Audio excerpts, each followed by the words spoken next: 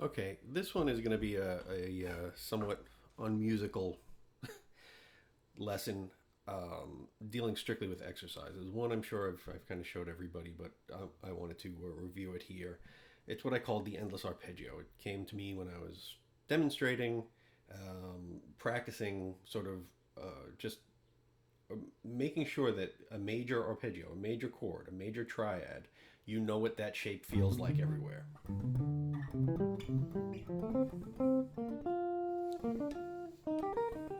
Right? Right. And I said, practice them in circle of fifths. And I realized that if you start here, G, C, F, B flat, E flat, you've just moved up, right? So you're sort of in second position to third position. So E flat is the top, from the if you're doing them across two strings. So after E flat would be A flat, and you're right in position to start again on A flat, D flat, G flat, B, E, A. So that you can practice this. I call it the endless arpeggio because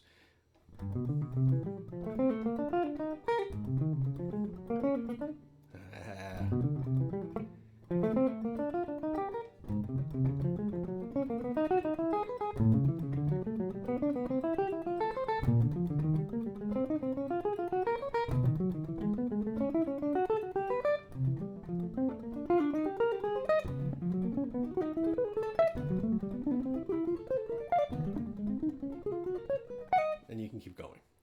And conversely, going down,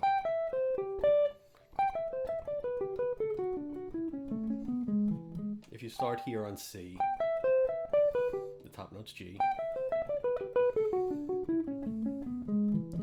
you end up C, G, D, A, E. Next would be B. You're right there. You've moved down a fret and you can go down the same way. B, F sharp, C sharp, A flat, E flat, B flat, F, C, G, D, A.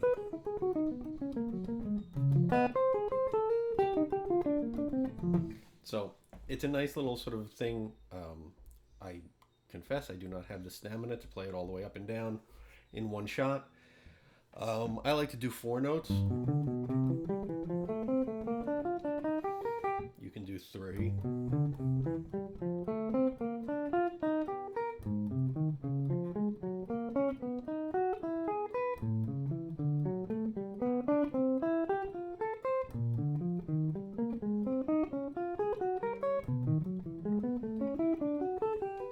Play it with a metronome so you don't speed up like I just did. The tendency is as you get higher and bored to go faster. But it's a nice little exercise to practice just going up.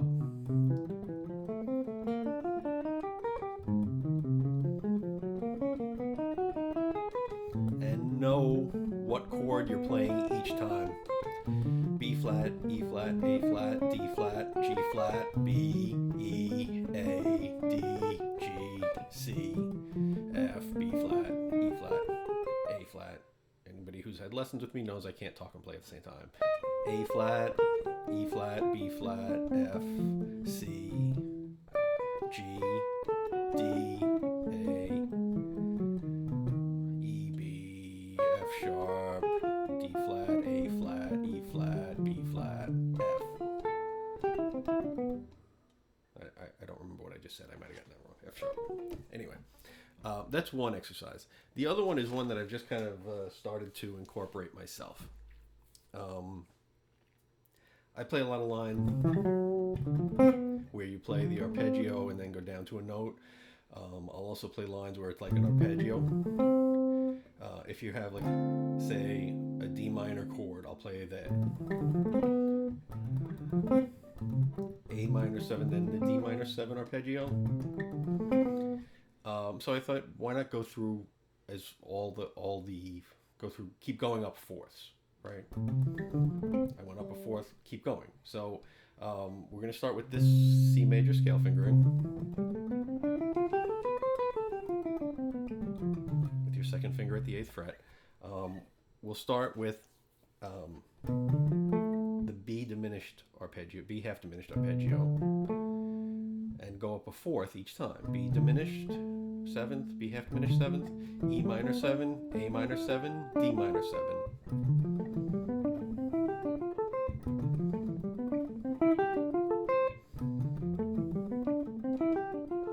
And in the same position, do C major, F major, B diminished, E minor 7. So it's going up a fourth each time in the scale.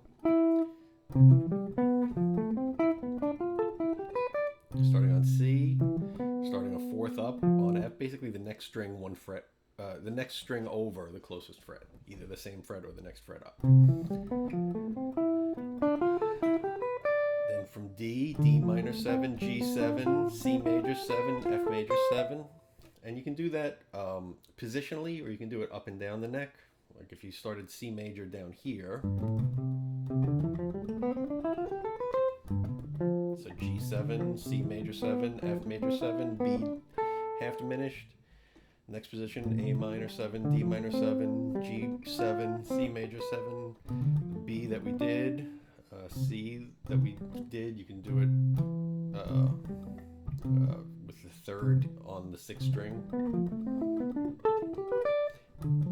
Starting on D minor 7, G7, C major 7, F major 7, E minor 7, A minor 7, D minor 7, G7, F major 7, B half diminished, E minor 7, A minor 7.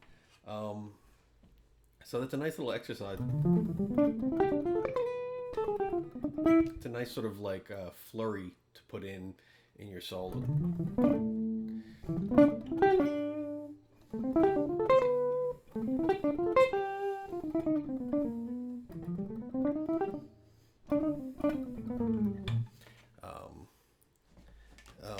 So the other thing to do with that is then do it through different scales. I've been working through it.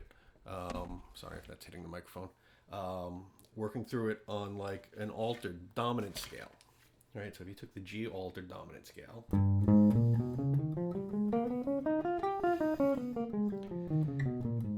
right, the triads, the seventh chords that you get from that would be just doing the triad, the seventh chords on each note would be G half diminished, A flat minor 7 flat 5, B minor 7,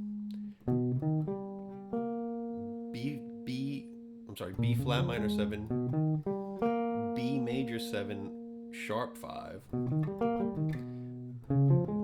D flat 7, E flat 7, and F half diminished again. What you get, what each one of those triads gives you against the G7 chord is the 1 sharp 9 flat 5 7 for the G minor 7 flat 5, the flat 9, the third, the sharp 5, and the tonic for the A flat minor major 7.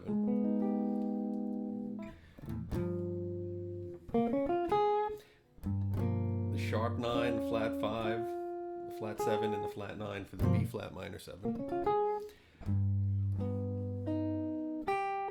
The major third, sharp 5, tonic, and sharp 9 for the B major 7, sharp 5. The flat 5, flat 7, flat 9, third for the D flat 7. For the E flat 7, the sharp 5, tonic, sharp 9, flat 5.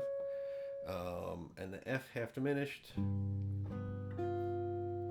flat 7, flat 9, third, sharp 5. Right? So all the notes in each one of those triads, which are the triad, the seventh chords rather, I keep saying triads, built on each scale degree of the altered dominant chord, gives you a note that works over a G7 altered. But to take this exercise, where you're playing seventh chords in fourths positionally, it would be like this, right? So the first one, because the first fourth is really a major third, because it's the flat nine, sharp nine, and then the major third. So 1, 2, 1. It's a second, third, fourth. So it's G half diminished, B major 7 sharp 5, F half diminished, B flat minor 7. From the A flat, I'm not doing this positionally, I'm doing this going up the neck. From the A flat minor, major 7, D flat 7, G half diminished, B major 7 sharp 5, B minor 7, E flat 7, B flat minor 7, E flat 7, A flat minor major 7, D flat 7, B major 7 sharp 5, let me see here, find my place, F half diminished, B flat minor 7, E flat 7, D flat 7, G half diminished, B major 7 sharp 5, F half diminished, E flat 7, A flat minor major 7, D flat 7, G half diminished, and F half diminished, B flat minor 7, E flat 7, and A flat minor major 7. I'll do that slowly, sort of as slowly as I can, as I'm trying to still read this myself, right? So.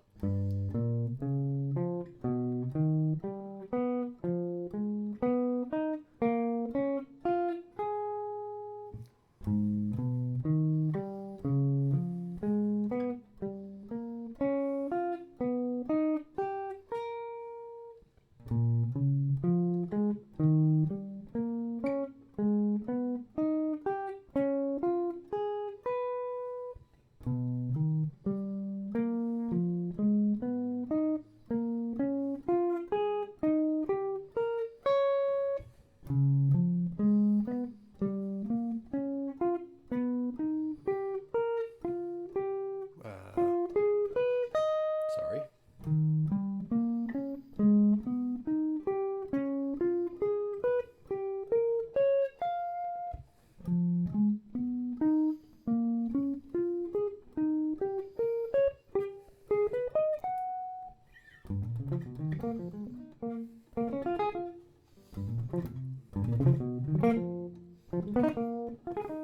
There's lots of possibilities for cool lines in that.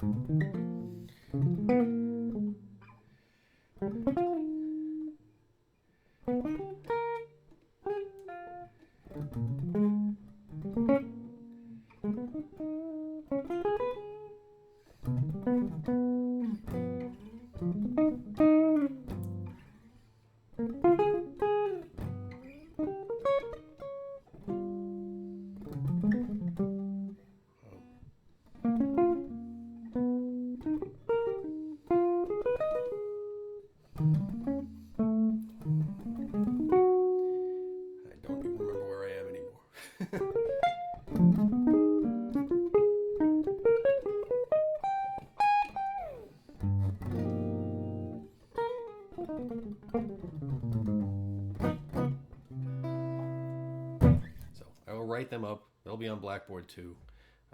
Have at them.